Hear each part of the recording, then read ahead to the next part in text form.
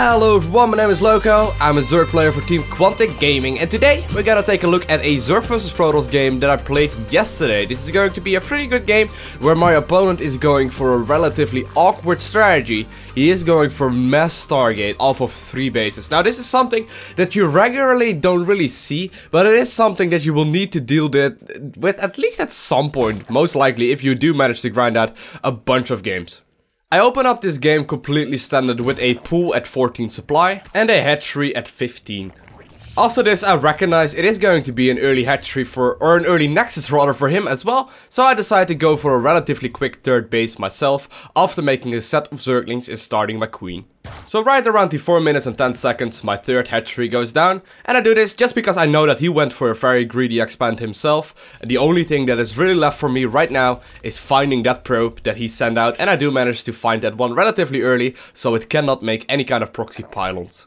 At this point, the only real thing that I'm doing is making overlords, trying to scout out a little bit if he's taking double gas in the main base. Does turn out he is doing that, so I know that I'm completely 100% safe to drone up for at least the time being. Now the first little thing that I scout while making all these drones is that he is taking a ridiculously early third gas geyser. This is taking around the 5.5 minutes, and normally you don't see this gas going down until at least half a minute to a minute later, so this one is ridiculously early. At this point I'm already thinking, what could this guy possibly be going for that he needs such an early third gas? And he is adding 3 probes in it as well, so something cheesy is going on. He's also, just slightly later, actually already taken the 4th gas as well. Meanwhile, on my side of the map, I'm just playing it completely standard, adding the gas geysers right around 5 minutes and 50 seconds, going to add a roach warren right around now as well.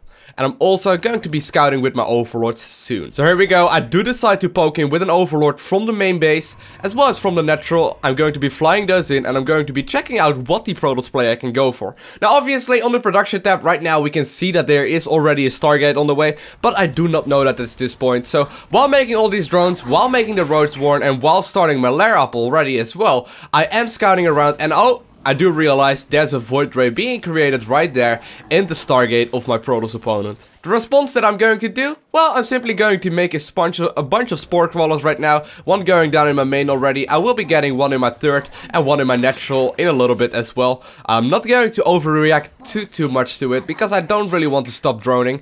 But at this point I know, because it's going to be Stargate play and because those spore crawlers and queens will give me safe, I will be allowed to basically make just drones right now at this very moment. Now the second thing that I will need to be scouting is actually a third base. Now a standard Protoss third base goes down around the 9 to 9.5 minute mark, and right now we are 8 minutes and 20 seconds into this game, and this guy is already making gateways, he's already making pylons, he's already making a third nexus, and he is being ridiculously greedy. He's going for a Stargate opener into a super quick third base, and I decide, oh my god, I can probably do a lot of damage if I go for a big roach push, because obviously roaches can't hit air, but they will be able to overrun him, most likely if I do get the chance. So I decide to start my roach speed, I do decide to start a macro hatchery, and I do decide to play all of this off of pretty much 4 gas geysers.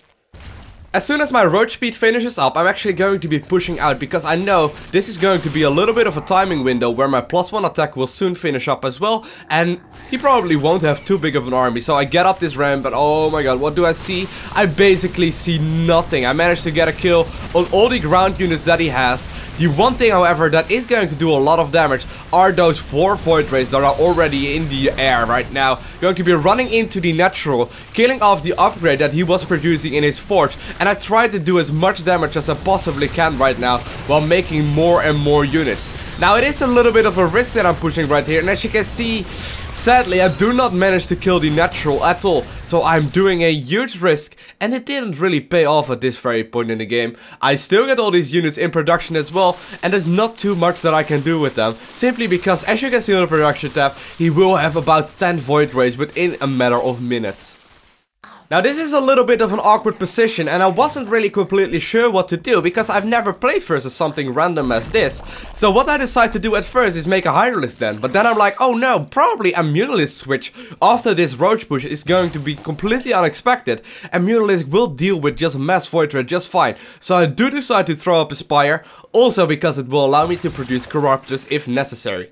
I'm also going to start double expanding. I'm going to be taking my 4th and my 5th base right around the same time, just because I will need all the gas. I still have this huge army sitting at the watchtower, and I'm not going to be using this too much at this very moment until my Mutalisks are out. The one little thing that I do try to do, however, is running in with all these Zerglings. I know the Zerglings are not really going to serve any purpose anymore, because they are simply going to die so fast. So what I decided to do is just simply send them to the main base, and luckily for me, since he just sent the Zealots that he was using to guard the ramp, he just sent those to the watchtower. So I know there's probably nothing to guard it, and I do manage to pick off a nice amount of drones right here. In total, I managed to kill off 9 workers, which is pretty damn nice. As soon as my Spire finishes, I'm going to be producing as many Mutalisks as I possibly can. I've been saving up a lot of gas. I'm going to start mining from my 8th and my 10th gas geysers really soon. And I still have this ground army going. That is going to be pretty significant. So what I'm going to try and do is fly these Mutalisks into the main base while sending my rest of my army to his 3rd base. So my plan for now is actually to fly those Mutalisks in just like this. And then move the army, the rest of my army, straight onto his 3rd base, because there probably won't be any ground army to defend anything right here. So as you can see, those Mutalisks are doing a nice little bit of harassment. I'm not too worried about all these units, because I know my ground army will be dealing with everything that's on the ground just fine. And my Mutalisks are just too fast for his Stargate units to grab. So here we go, I'm going to be target firing down the Nexus, while poking in once again with my Mutalisks. Now I do manage to get a console on that Nexus, and I do manage to kill that one. And I also once again managed to fly into the main, pick off a pylon, pick off a cannon, and get back out of there. At this point in the game, I know that I have a pretty good lead, because simply, there's no way he will be able to support all of these Stargates. However, if he does decide to just continue producing Phoenixes right now, it might get a little bit tricky for me. So we might still get into a base raid scenario, just because I know that I probably cannot kill his army head on. A little bit later, he does decide to move in with all the units, and I do decide to bait out the prismatic alignment on the Void Rays. And I also put down a few Spore Crawlers on the ground, just to make sure that I will not take all the damage on my Mutalisk. Now, right now, I'm just trying to buy time. My ground army is dealing with his natural and with his 3rd base, while I'm waiting for my reinforcement Corruptors to come in. Don't really want to engage this too early, but if I do manage to pick off a few units right here, that would obviously be huge. And I do manage to pick off 3 Tempers right now, which is going to be, oh well, almost 3 Tempers, which is going to be a pretty huge deal. As you can see, my ground army is still doing a lot of damage. I'm producing 13 Corruptors right now, while he is killing a few bases. The only real thing that I need to do right now is deal with his massive Skytoss. So here we go, my Corruptors are going to be out, and this is a really awkward game because I've never faced versus something like this, but the response that I was doing seemed to be pretty decent. This game is a pretty good example on how you can get in a situation that you've never seen before, but still just execute your normal build order, in my case that was the Roach Push, and still transition into something completely different and manage to win the game. I want to thank you guys all for watching, and hopefully you will have an amazing day today, and as always, stay awesome, and I'll see you in the next video. Bye! You will need to realize is that your opponent is going for an early Nexus. It doesn't matter if it's a Forge Fast Expand or a Nexus First or any of that. The only recommendation that I have when doing this build order is that your opponent is going